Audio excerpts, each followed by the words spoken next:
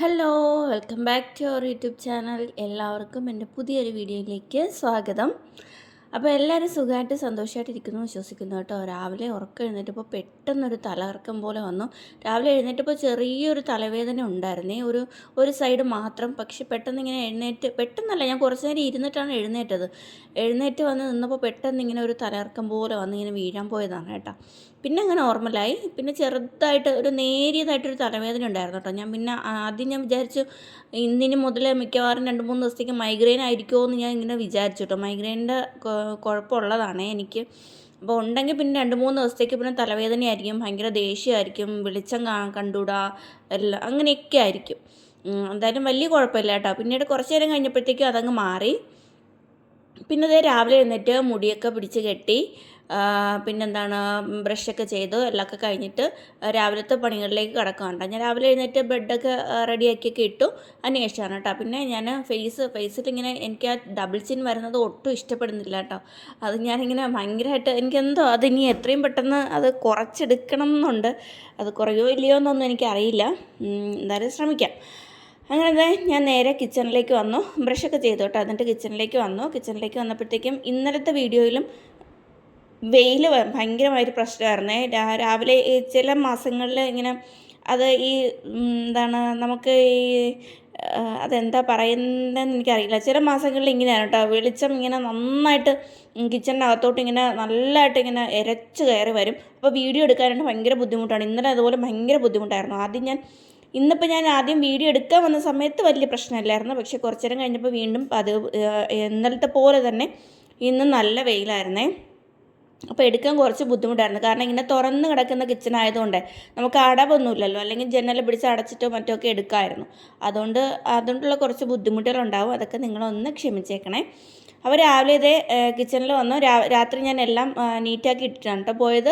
അപ്പോൾ രാവിലെ തന്നെ അരിയൊക്കെ അടുപ്പത്തിട്ടു. പിന്നെ ഇന്നലെ മീൻ വാങ്ങിയിട്ട് വന്നിട്ടുണ്ടായിരുന്നു. അതൊക്കെ ഞാൻ ഇന്നലെ രാത്രി തന്നെ ക്ലീൻ ചെയ്ത് വെച്ചിട്ടുണ്ടായിരുന്നേ.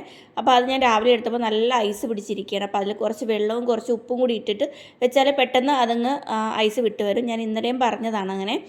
നല്ലതാണ് കേട്ടോ. എനിക്ക് ആരും പറഞ്ഞു തന്നൊന്നുമല്ല, ഞാനിങ്ങനെ കേട്ടിട്ടുണ്ട്. നമ്മൾ ഭയങ്കര തണുപ്പുള്ള രാജ്യങ്ങളിലൊക്കെ ഈ റോഡിലൊക്കെ രാവിലെയൊക്കെ ആകുമ്പോഴത്തേക്കും ഐസ് വീണിങ്ങനെ നിറഞ്ഞു കിടക്കത്തില്ല. അപ്പോൾ അവരിങ്ങനെ ഉപ്പ് വിതറിയിട്ടാണ് റോഡ് ക്ലീൻ ചെയ്യുക എന്നിങ്ങനെ കേൾക്കുകയോ വായിക്കുകയോ കാണുകയോ അങ്ങനെ എന്തോ ഒരു അറിവ് എനിക്ക് കിട്ടിയിട്ടുണ്ട്. ആ ഒരു ഓർമ്മയിൽ ഞാനൊന്ന് ചെയ്ത് നോക്കിയതാണ് കേട്ടോ. നിങ്ങൾക്ക് പലർക്കും അറിയായിരിക്കും, പക്ഷേ ഞാനത് ജസ്റ്റ് ഒന്ന് ചെയ്ത് നോക്കിയപ്പോഴത്തേക്കും അത് വർക്കൗട്ടായി കേട്ടോ. സത്യമാണ്. അത് നല്ല ഐസ് പിടിച്ചിരിക്കുന്ന അതിലൊക്കെ നമ്മൾ കുറച്ച് ഉപ്പും കൂടി ഇട്ട് കൊടുത്താൽ പെട്ടെന്ന് തന്നെ അത് അങ്ങ് പോയി കിട്ടും. പിന്നെ ഇന്നത്തെ രാവിലത്തെ ബ്രേക്ക്ഫാസ്റ്റ് എന്ന് പറയുന്നത് ഗോതമ്പ് പുട്ടാണ് കേട്ടോ. അപ്പോൾ ഗോതമ്പ് പുട്ടിന് തേങ്ങ ചിരണ്ടണമായിരുന്നു. അപ്പോൾ അതൊക്കെ ചിരണ്ടി എടുത്തുകൊണ്ട് വന്നിട്ടുണ്ട്. അതിനുശേഷം ഗോതമ്പ് പുട്ട് നുള്ള മാവ് ഞാനൊന്ന് നനച്ചെടുക്കുവാണേ. അത് നമ്മൾ അരിമാവ് നനയ്ക്കുന്നത് പോലെയല്ല, ഗോതമ്പ് മാവ് നനയ്ക്കുമ്പോൾ കുറച്ച് സൂക്ഷിച്ച് നമ്മൾ നനച്ചില്ലെങ്കിൽ അത് കട്ടിയായി പോവും. പിന്നെ അത് കഴിക്കാനും കൊള്ളത്തില്ല, നമുക്ക് ഒന്നും ചെയ്യാനും പറ്റാത്തൊരവസ്ഥയായി പോവും. പിന്നെ ഞാൻ പെട്ടെന്ന് പുട്ടും തേങ്ങയല്ല, പുടിനുള്ള മാവും തേങ്ങയൊക്കെ ഇങ്ങനെ ഇടയ്ക്ക് മുറയ്ക്കൊക്കെ ഇട്ട് കൊടുത്ത് നിറച്ച് പുട്ട് റെഡിയാക്കി എടുക്കുവാണ് കേട്ടോ. അത് പെട്ടെന്ന് ആയി കിട്ടും. ഞാൻ കുറ്റിയൊക്കെ അടുപ്പത്ത് വെച്ച് തീയൊക്കെ കത്തിച്ചതിന് ശേഷമാണ് മാവ് നനയ്ക്കാൻ തുടങ്ങിയത്. അപ്പോഴത്തേക്കും വെള്ളം തിളച്ചിട്ടുണ്ടായിരുന്നു. പെട്ടെന്ന് തന്നെ പുട്ട് ആയിട്ടുണ്ട് കേട്ടോ. ഫസ്റ്റിലത്തെ കുറ്റി പുട്ട് ആയിട്ടുണ്ട്.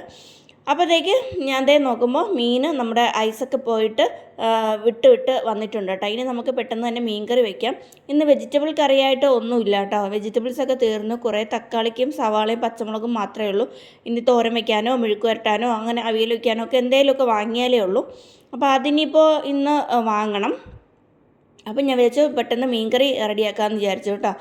അപ്പോൾ അതിന് വേണ്ടിയിട്ട് ഒരു മിക്സിയുടെ ജാർ എടുത്തിട്ട് അതിലേക്ക് പുളിയും സവാളയും ഇട്ട് കൊടുക്കുന്നുണ്ട്. ചിലർ ഇഞ്ചി ഇട്ട് കൊടുക്കും. ഞാനും ചിലപ്പോഴൊക്കെ ഇഞ്ചിയിട്ട് അരയ്ക്കാറുണ്ട്. നിങ്ങൾ എൻ്റെ മുന്നേലത്തെ വീഡിയോ കണ്ടിട്ടുണ്ടെങ്കിൽ മനസ്സിലാവും, ഞാൻ ഇഞ്ചിയിട്ടും കറി വയ്ക്കാറുണ്ട് കേട്ടോ. ഇഞ്ചി ഇടുമ്പോഴത്തേക്കും ഞാൻ പിന്നെ മല്ലിപ്പൊടി ചേർക്കാറില്ല.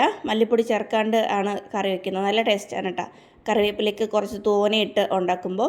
ഇതിപ്പോൾ നോർമലി വെക്കുന്ന കണക്കിന് പുളിയും സവാളയും തേങ്ങയും പിന്നെ മുളക് പൊടി, മല്ലിപ്പൊടി, മഞ്ഞൾപ്പൊടി, ഉലുവ എല്ലാം കൂടി ഇട്ട് അരച്ച് നല്ല പേസ്റ്റാക്കി എടുത്തിട്ടുണ്ട്. അപ്പോഴത്തേക്കും രണ്ടാമത്തെ കുറ്റിപ്പുട്ടും റെഡി ആയിട്ട് വന്നിട്ടുണ്ട്.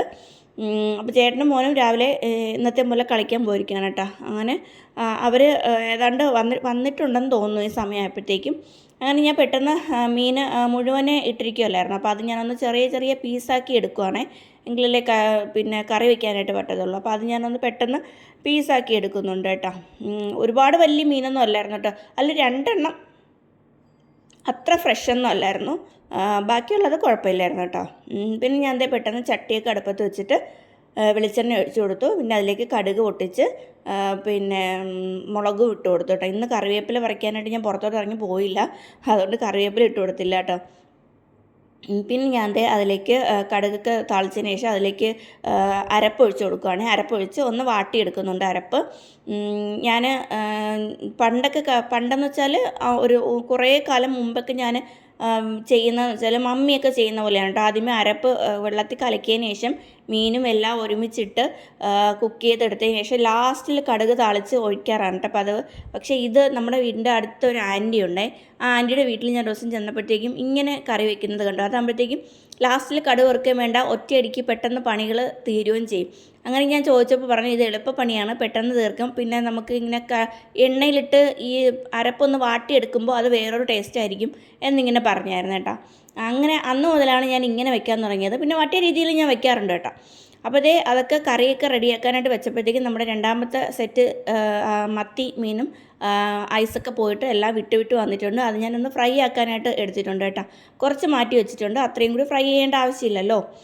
അപ്പോൾ അത് ഞാനിങ്ങനെ വരഞ്ഞൊന്നും കൊടുക്കുന്നില്ല കേട്ടോ. കുഞ്ഞ മത്തിയാണ്, അപ്പോൾ അതിൽ പിന്നെ വരയാനായിട്ടൊന്നുമില്ല. വരയാൻ നിന്നാൽ സത്യം പറഞ്ഞാൽ മെനക്കേടാണ്, മടി പിടിച്ചിട്ടാണ് കേട്ടോ ഞാൻ വരയാഞ്ഞത്.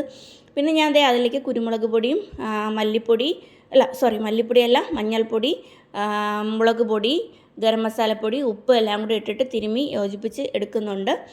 മീൻകറി അവിടെ അടുപ്പിൽ തിളച്ചുകൊണ്ട് ഇരിപ്പുണ്ട് കേട്ടോ. അതിൽ തക്കാളിക്കും സവാളയും എല്ലാം പച്ചമുളകും എല്ലാം ഇട്ടിട്ടുണ്ടേ. എന്നിട്ട് പാൻ അടുപ്പത്ത് വെച്ചിട്ട് എണ്ണ ചൂടായപ്പോഴത്തേക്കും നമ്മുടെ മത്തികളെല്ലാം പറക്കി വെച്ചിട്ടുണ്ട്. എനിക്കൊരു ദിവസം കുക്കർ മത്തി ഉണ്ടാക്കണമെന്ന് വലിയ ആഗ്രഹമുണ്ട്. പക്ഷേ ചില ദിവസങ്ങളിൽ എടുക്കുമ്പോഴത്തേക്കും അതിനുള്ളൊരു മൂഡ് തോന്നത്തില്ല. എനിക്ക് എല്ലാത്തിനും ഓരോ മൂഡുണ്ടെങ്കിൽ ശരിയാകത്തുള്ളൂ കേട്ടോ.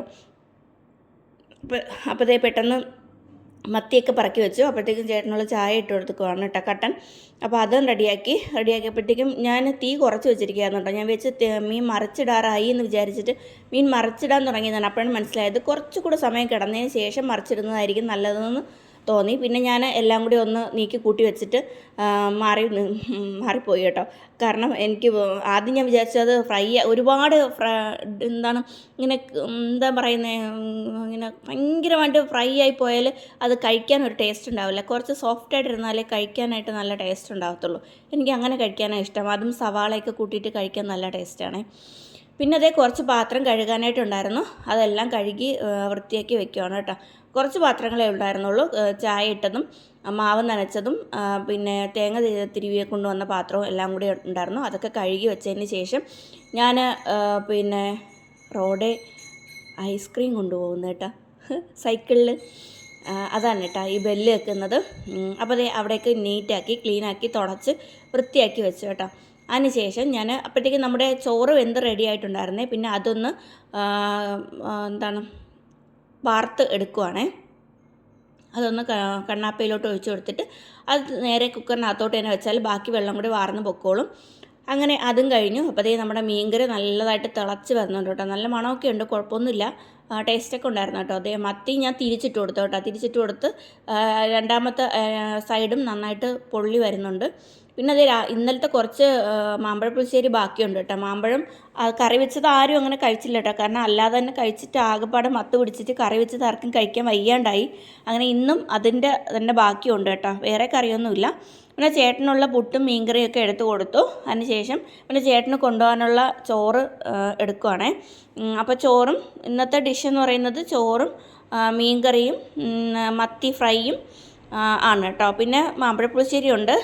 പിന്നെ ചേട്ടൻ ഉച്ചയ്ക്കെന്നല്ല, അങ്ങനെ പുളിശ്ശേരീൻ്റെ കൂടെ അങ്ങനെ പിന്നെ മീൻകറി അങ്ങനെ അധികം കൂട്ടാറില്ല. കൂട്ടായികയൊന്നുമില്ല, എന്നാലും അങ്ങനെ കൂട്ടാറില്ല കേട്ടോ. അതുകൊണ്ട് ഞാനത് കൊടുത്ത് വിട്ടിട്ടില്ല. പിന്നെ അതും കൂടെ കൊടുത്ത് വിടണമെങ്കിൽ പിന്നെ ഒരു ടിന്നും കൂടെ എടുക്കേണ്ടി വരും. ഒരുപാട് ടിന്നുകൾ കൊണ്ടുപോകുന്ന ചേട്ടന് ഇഷ്ടമല്ല കേട്ടോ. അപ്പോൾ അതുകൊണ്ട് ഒരു ടിന്നിൽ കറിയും മറ്റേ ചോറും ഒക്കെ ആക്കി അച്ചാറും കൂടെ കൂട്ടി കൊടുത്ത് വിട്ടു കേട്ടോ. പിന്നെ കിച്ചണൊക്കെ നീറ്റാക്കി ക്ലീനാക്കി ഇട്ടു. അത് കഴിഞ്ഞതിന് ശേഷം പിന്നെ എനിക്കൊരു റീൽ എടുക്കാനുണ്ടായിരുന്നു കേട്ടോ. അപ്പോൾ ഞാൻ റീൽ എടുക്കുവാണേ. നമ്മുടെ തുടരും ഫിലിമിലെ ആ ഒരു സോങ്ങില്ലേ, ഇപ്പോഴത്തെ ട്രെൻഡിങ് ആയിട്ട് എല്ലാവരും കളിക്കുകയൊക്കെ ചെയ്യുന്ന അങ്ങനെ ആ ഒരു സോങ് ഞാൻ റീലെടുക്കുവാണ് കേട്ടോ. റീലൊക്കെ എടുത്തതിന് ശേഷം കുറച്ച് നേരം കഴിഞ്ഞു കേട്ടോ. ഞാനും ജോലിയൊക്കെ കഴിഞ്ഞ് കുറച്ച് നേരം ഒന്ന് റെസ്റ്റ് എടുത്തതിന് ശേഷമാണ് റീലൊക്കെ എടുത്തത്. റീലെടുത്ത് പിന്നെ കുറച്ച് നേരം അതൊക്കെ അപ്ലോഡൊക്കെ ചെയ്ത് സ്റ്റാറ്റസൊക്കെ ഇട്ട് എല്ലാം കഴിഞ്ഞിട്ട് ഞാനിങ്ങനെ വന്നപ്പോൾ ഗൗതൂട്ടനോടെ നിന്ന് TV കാണുന്നുണ്ട്. അവനൊരു സാധനം ഉണ്ടാക്കിയിട്ടുണ്ട് കേട്ടോ. അത് കാണിച്ചു തരാവേ എന്താണെന്നുള്ളത്. അതൊന്ന് കണ്ടു നോക്കൂ നിങ്ങൾ എന്താണെന്നുള്ളത്. കുറച്ച് നേരം TV കാണും. TV യിൽ കാണുന്ന പല സാധനങ്ങളും അവ ഉണ്ടാക്കുവേ.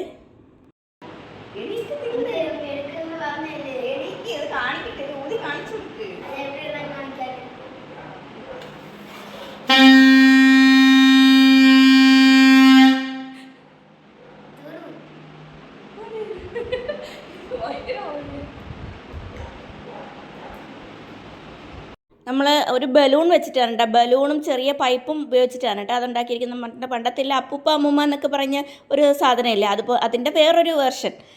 അങ്ങനെ അതൊക്കെ ഉണ്ടാക്കി കുറച്ച് നേരം ഞാൻ പിന്നെ അവിടെ ഇരുന്നിട്ട് പിന്നെ വീഡിയോ ഒന്നും എടുത്തില്ല കേട്ടോ. ഇന്നത്തെ വിശേഷങ്ങൾ ഇത്രയൊക്കെ ഉള്ളൂ. അപ്പോൾ നിങ്ങൾക്ക് വീഡിയോ ഇഷ്ടമായെന്ന് വിചാരിക്കുന്നു. ഇനി നല്ല വീഡിയോയും നല്ല വിശേഷങ്ങളൊക്കെ ആയിട്ട് നെക്സ്റ്റ് വീഡിയോയിൽ കാണാം. Bye bye.